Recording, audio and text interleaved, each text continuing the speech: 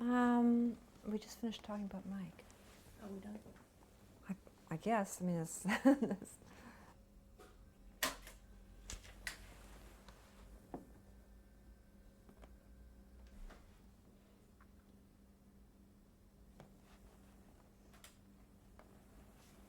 Well, by 1959,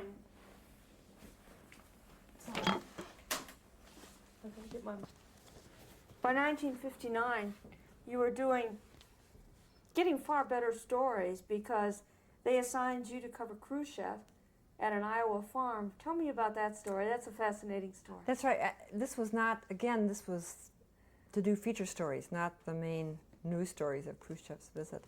Well, the Soviet leader Khrushchev came to the United States to address the UN, but as part of that, an Iowa farmer named Roswell Garst, who had been a guest in the Soviet Union, invited him to come to Iowa to see a typical U.S. farm. Although the Garst farm was huge and hugely successful, probably not typical. But anyway, to see how the U.S. could produce corn, which Khrushchev was interested in. And the Daily News at that time had an agricultural editor who was assigned to it, George Thiem, as well as Peter Lizagor, the head of our Washington bureau, who was covering Khrushchev's visit. I'd never met Peter Lizagor until then, but George Thiem and I went out from Chicago, and my job was to write about the community's reaction to Nikita Khrushchev and his wife, and the community's preparation for it. And we were there a couple days in advance, and I did, the little sidebar stories of the town's excitement and anticipation. Then when Khrushchev arrived, of course, it was with a horde of the world press that was traveling with him, and a lot of Secret Service people. I mean, security was incredibly tight. The Garst family was giving a picnic for Khrushchev, for people from the town, and for Khrushchev and his party, at which the press was excluded, and there was pretty tight Secret Service rings around the house to keep the press out. So there were hundreds of reporters milling around outside, I don't know, maybe thousands. And it was really important to me to get inside, to do something beyond what the great crowd of reporters was going to do. So I spotted at one end of the field a place in the bushes that didn't look too heavily guarded, and I thought if I could crawl through those bushes, I could get into the picnic area where the townspeople were gathered. And I took off my press badge and was crawling through these bushes, which seemed to go on and on for a long stretch, and ran to somebody else crawling through the bushes without a tag. And we introduced ourselves, and I discovered it was Peter Lizagor, my famous Washington colleague whom I hadn't met. And we both got into the picnic grounds. I think, I don't know what became of Peter. I think he may have run into, possibly the Secret Service people knew him. Peter was quite well known in Washington, recognizable. They may have snatched him and thrown him out. But I was able to mingle with them a while with the guests, and then went inside the house and was in the living room where Khrushchev was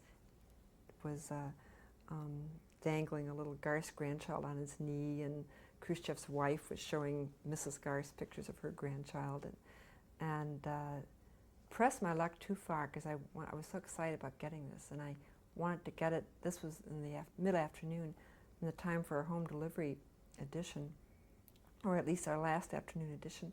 So I went upstairs and used one of the Garst phones to phone in my story when a Secret Service agent heard me and snatched me off the phone and threw me out.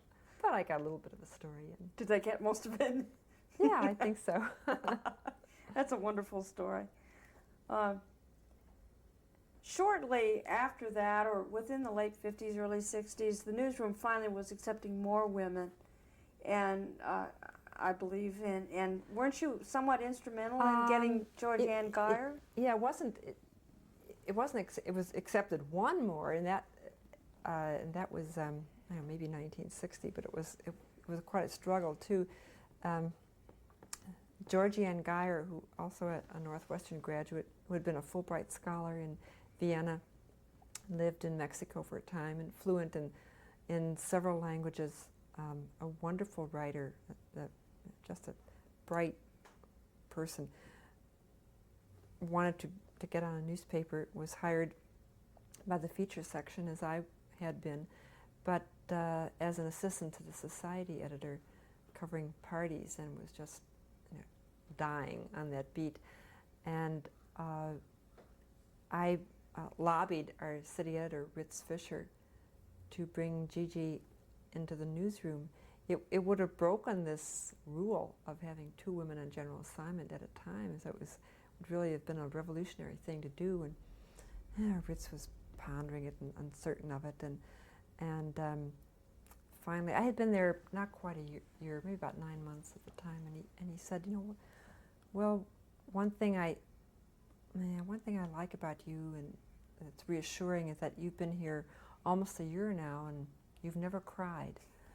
And he said, now, would Gigi cry? And I said, oh, not a chance. Gigi hasn't cried since she's been an infant. So I told Gigi, went back and told her I thought things were going well, but whatever she did, she must never cry in the newsroom. Well, Gigi eventually was transferred back, and quickly made a name for herself as a reporter, not just on urban affairs, but then as a foreign reporter.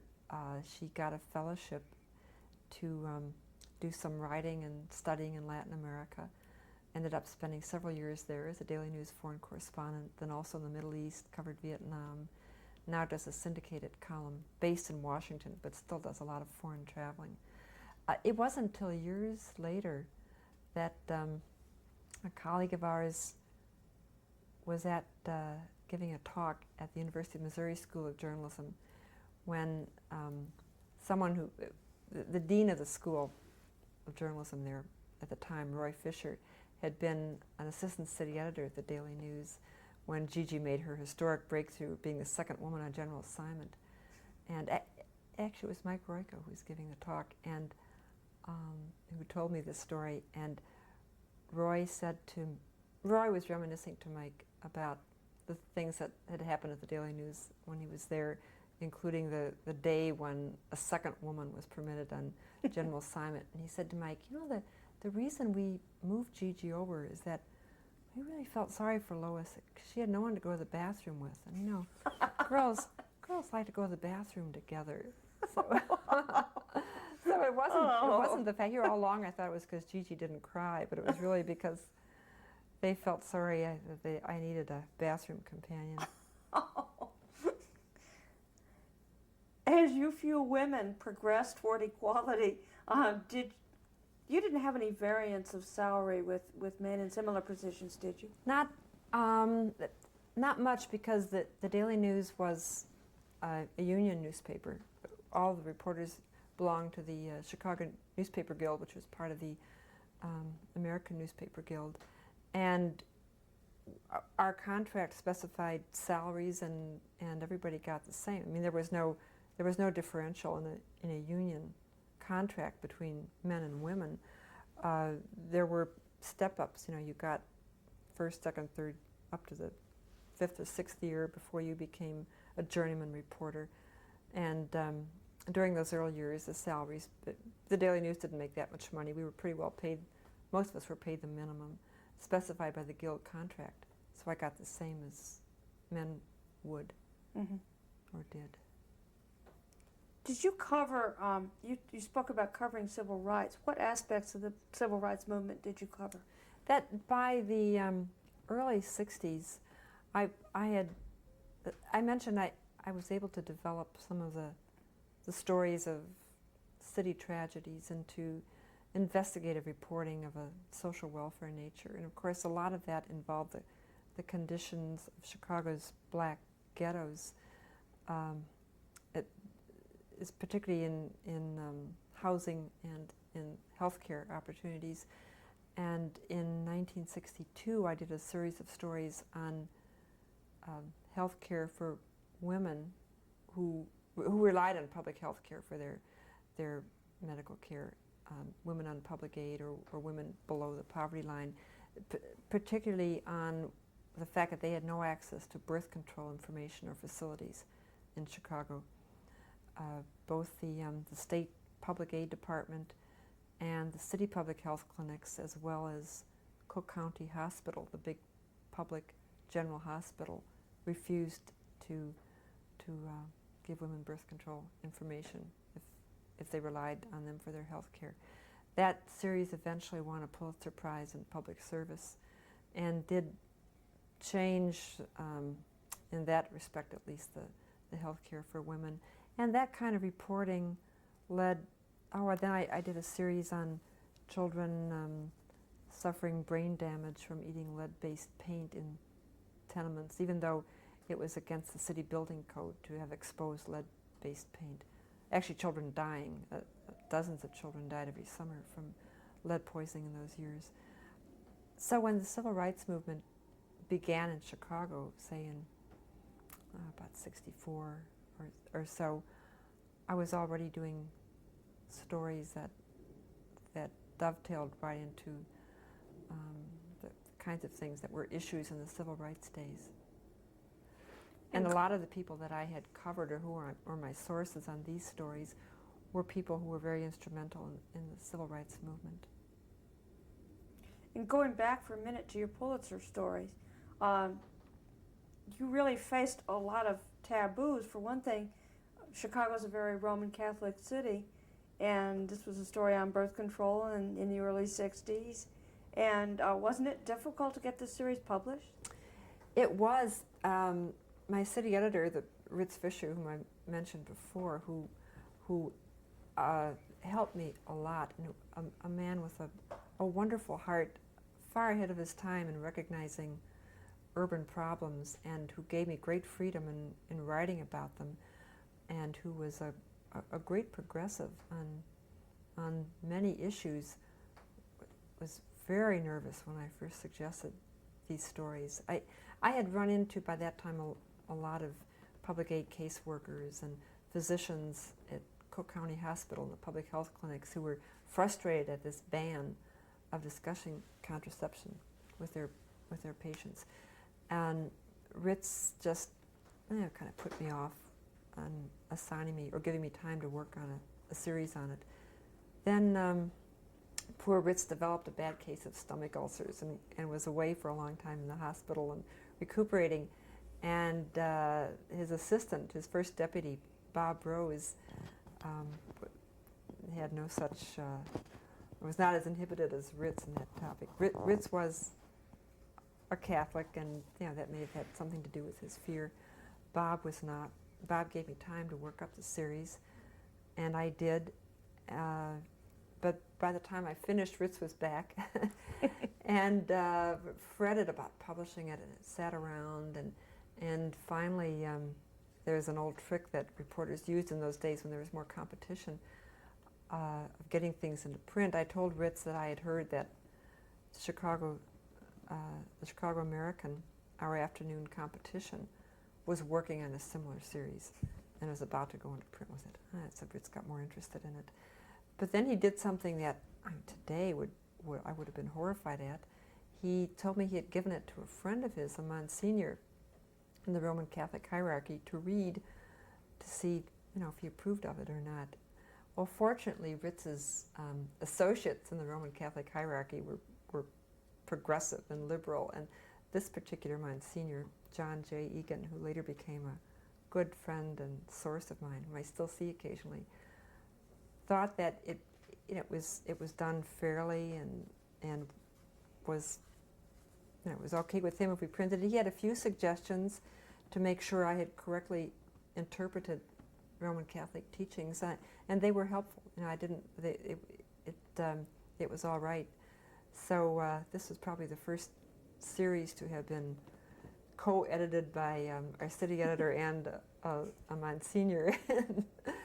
But so with Jack Egan's approval, the series was almost ready to print, and then just the day or two before the date, I guess it would have been a Monday that it started, I was called in to see Marshall Field IV, the first and only time I ever met him.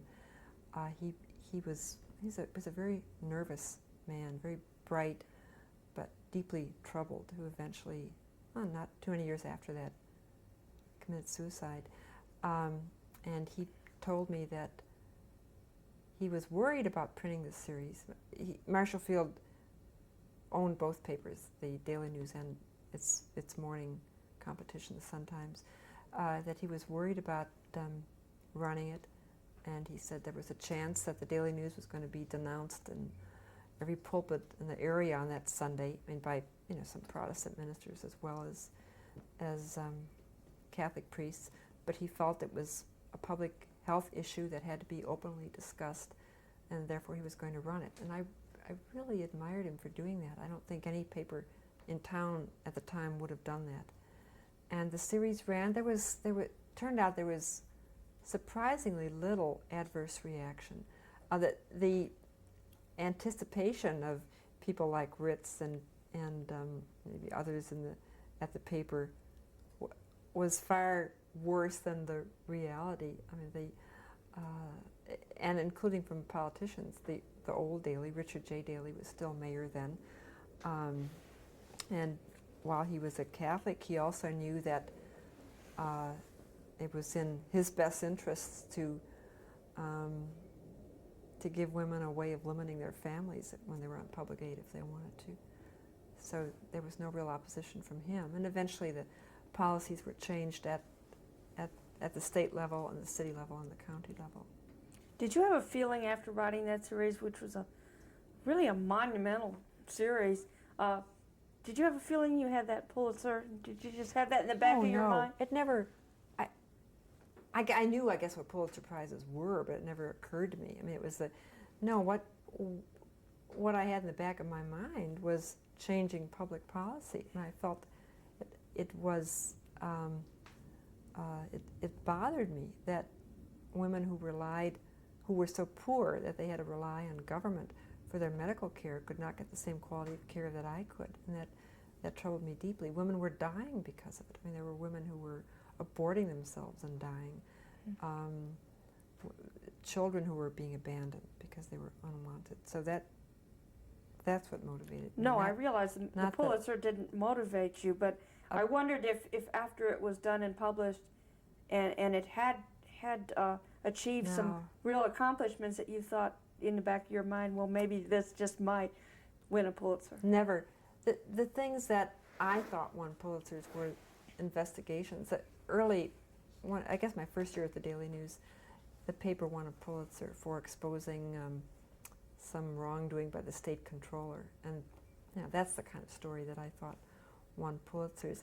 But I did, as it turned out, when the paper got its Pulitzer entries together, today papers have marketing divisions that do all this, but they didn't then, and Ritz asked me to do a covering letter and to paste up the stories to send in. And Wayne and I were getting ready to go away for some little weekend trip, and it was something I dashed off very quickly, but even then I never thought of it in terms as a Pulitzer winner. And then weren't you in Egypt when you found out? We were. That would have been spring of 1963, and we were in a Luxor, staying in a dusty little hotel on the Nile, and about to leave for some kind of tour down in the small boat with a guide down the river, when someone from the hotel came running down the bank to the river and said, "You have cables, sir, you have cables." Or no, I think he said, "You have telegrams." And we were all ready to push off and couldn't go back. And it ruined the whole day for us, because we thought no one could send us a cable or a telegram unless somebody died. It's got to be dreadful news. And we were really nervous by the time we got back. So Wayne went up to I was waiting in the boat because we were going someplace else, and he went up to the hotel to get these terrible messages. And then he came running down the riverbank, waving them, hopping up and down happily. I couldn't imagine what was in them. And the first one I read said, "Congratulations, on a job well done, or something to that effect. Planned Parenthood Association. I thought, why on earth is the Planned Parenthood Association sending us a cable, congratulating us on our vacation? And then it was the second one that was from the staff telling me about the Pulitzer. I was stunned. Really I'll was. bet.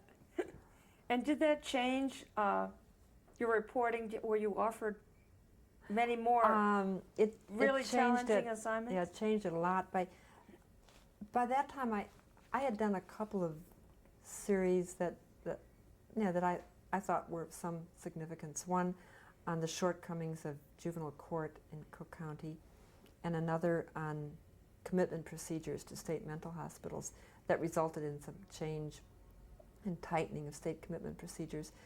And the birth control series was really the third of that type that I had done.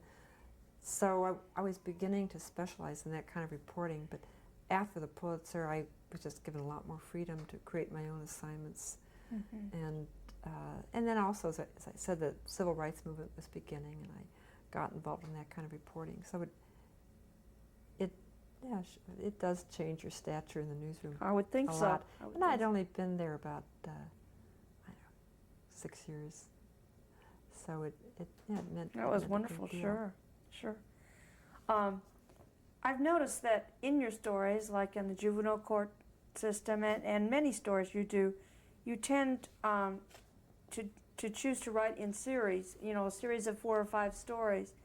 And what advantages do series have over running very long stories, and how do you keep that interest of the people day after day in a 5-part series?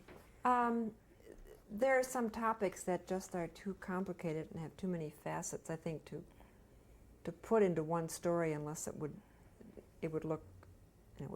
cover a couple of pages, which I think looks intimidating for a reader, and just visually it's better to break it up, I think. Also, I think you can hold the reader's interest better if you can use anecdotal information and highlight it more in individual stories than in one long one. But I do think it's important that they not run too long. A lot of newspapers today, when they do projects like that, I think tend to span a couple of weeks with stories that are much longer than the ones I used to do. And newspaper readers do not.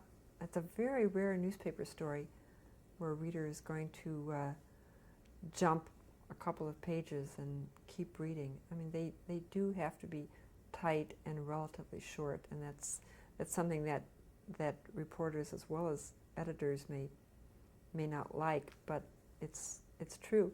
So when I did a series, and it was also the Daily News policy, to contain it in 1 week and have them of a length that did not look too intimidating or too unappetizing for a reader. And that does, it requires you have to pay attention to organization to be sure you're not just saying the same thing 5 times in 5 different ways, but to come up with a number of different aspects of the issue.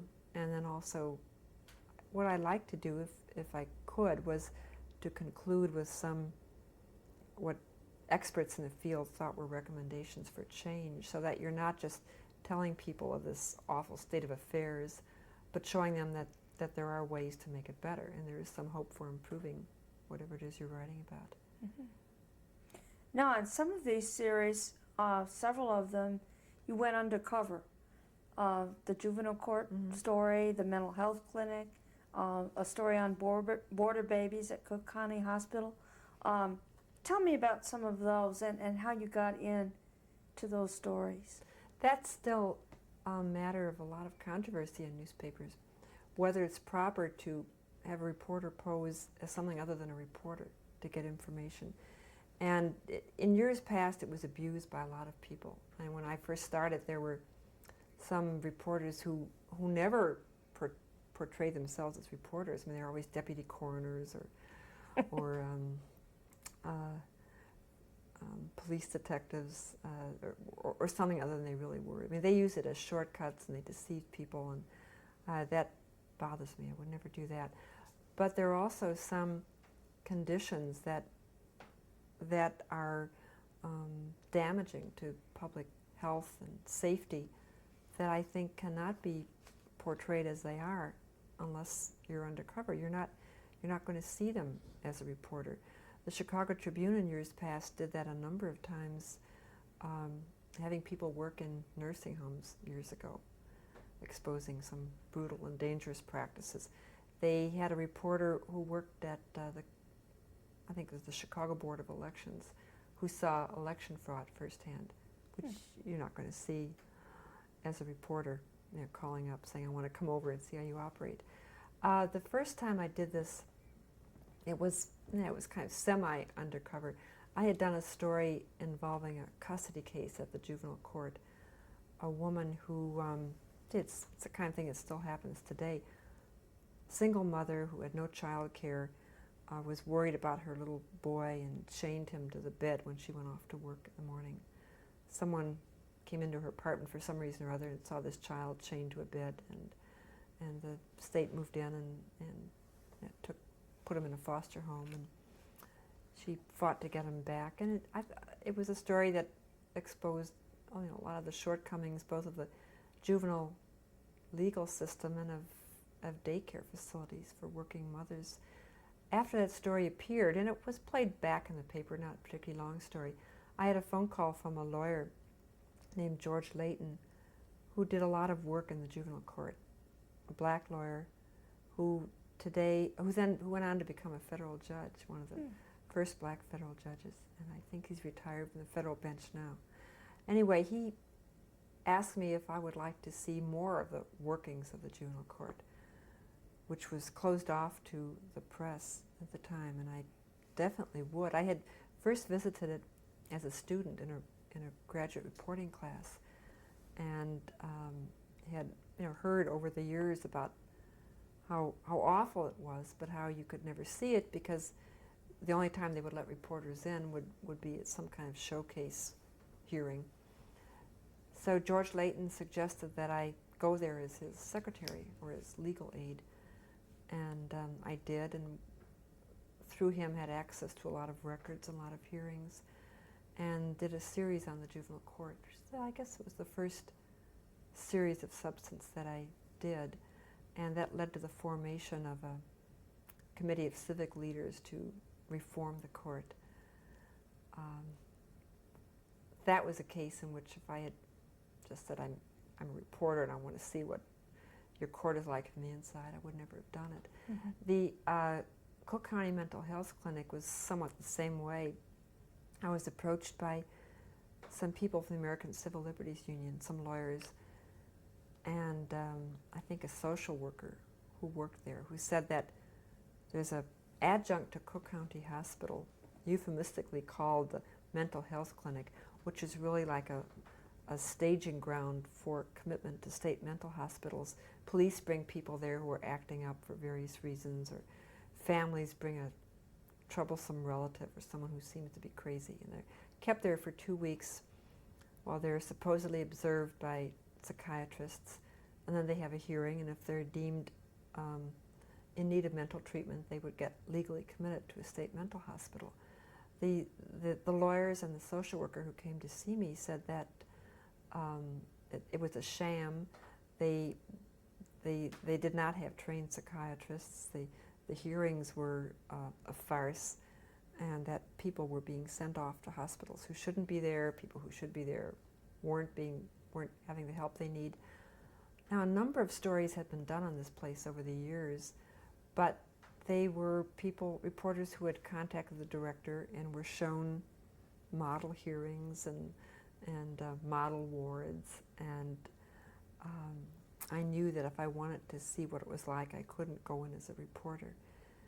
So I got, with the help of the social worker there, I got keys to the wards because they were locked, and I got a white jacket and a legal pad and a clipboard, so I could roam around with keys and the jacket and the clipboard and look like I belonged there. And there was such a big staff turnover and people coming in and out from Cook County Hospital proper that a new face wasn't recognized, except by some of the patients who recognized somebody different. And anyway, I did stories on some of the interviews with psychiatrists I witnessed. For example, I remember a Polish man who spoke no English, who was committed after being examined by a psychiatrist who spoke no Polish. And it was not really a psychiatrist, but a physician who was filling in as a psychiatrist.